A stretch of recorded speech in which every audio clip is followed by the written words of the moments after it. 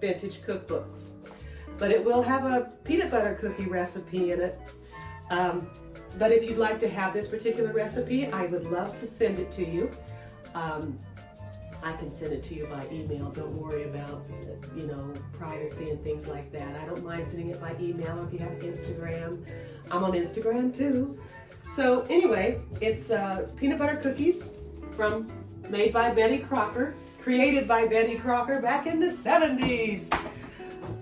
So anyway, we're going to go ahead and get started. What you want to do is you're going to take all of your sugars and your butter, and you are going to mix them in your favorite bowl.